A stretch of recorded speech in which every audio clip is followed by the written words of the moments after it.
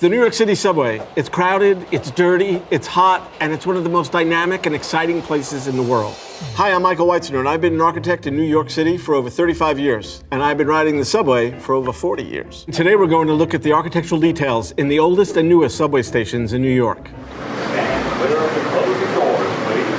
First up, let's talk about one of the oldest subway stations, City Hall. When the subway opened in 1904, the City Hall station was one of the first of the 28 stations. It was the showpiece of the entire system. They created these grand vaults, almost like a cathedral, with these beautiful Romanesque arches that follow along the curve of the station. So each one of these vaults is made out of Guastavino tile, which is actually a terracotta tile that is structural, and it's a system of layers, and they're usually put in a herringbone pattern, and they alternated the colors. And Guastavino tile is actually used in many places throughout New York City. One example is the Oyster Bar in Grand Central Station. Another example is the underside of the Queensboro Bridge at 59th Street. And the City Hall stop was so unique as the showpiece that not only did it have skylights, but it also had these beautiful brass chandeliers to give light underneath in a very decorated manner. So the City Hall station was closed down in 1945 because of this tight curve. The new longer trains couldn't make the turn. All the IRT subway stations were designed by Hines and Lafarge, and obviously here at City Hall they created quite a masterpiece. But the typical station is much less ornate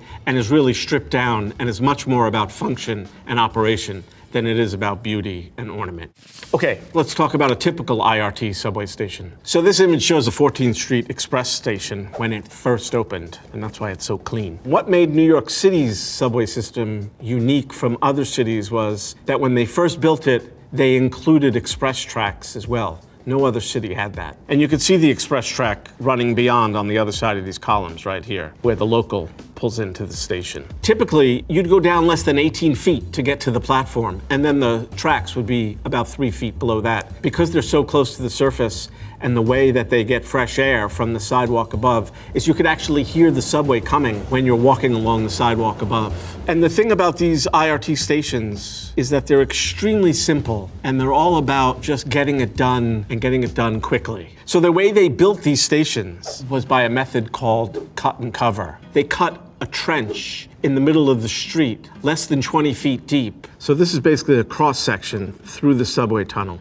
The train would ride in here on its wheels. This would be the express track going in the opposite direction, and this again would be the local track here with another train. And then above, they would put in these columns, they would build the walls, they would lay down the track, and then above this tunnel, they would put in all the utilities, so the sewer lines and the water lines, the electrical lines that the city needs to run, and then on top of that, they would put the road. So here's where the building is, that's where a building is, here's the sidewalk, and then here's the road. So let's take a look at the 96th Street station along the 2nd Avenue line. And what distinguishes this station from one of the typical IRT stations that we just looked at is that there's no columns in it. Because it's tunneled, it's sort of self-supporting, and it forms this one continuous vault.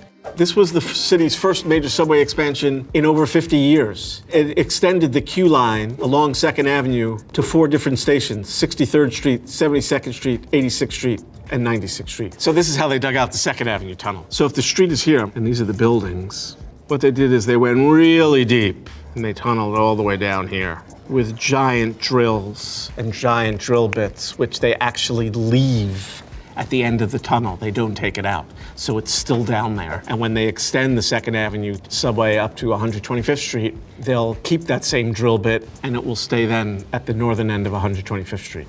What distinguishes the 2nd Avenue subway from the other stations is that the platform is in the middle, and the tracks are at the edge. And then there's a mezzanine where people walk up here and up here, and it's open to the curved ceiling of what was the tunnel. So a person standing here can look down to the platform there, and then the stairs come down here, and here's the subway. And you get this double height space, which is very nice. So one thing that distinguishes the New York City subway is it's super loud because it doesn't run on rubber wheels like a lot of other cities' subway lines do. And 2nd Avenue, they made a determined effort to make it a lot quieter, and they included these acoustic panels which would absorb a lot of those sounds. So the Second Avenue subway is much more humanistic. It's much brighter, it's much more open, it's not as dark, it's not as dingy as a lot of the other original subway stations are. So let's step back for a second and talk about the history of these subways. What prompted the subway to begin with was the great blizzard of 1888, believe it or not. At that time, New York had trolleys, and it even had elevated trains that were started in the 1870s. But this blizzard paralyzed all of that travel. And not only that, but New York City also, electricity was relatively new, and all the wires were above ground and were put up in a very haphazard way, and they formed this almost solid web so that when all the snow came down, it took down all the wires with them. So what people don't always realize is that putting all the electrical power below ground happened at the same time as putting the subways underground.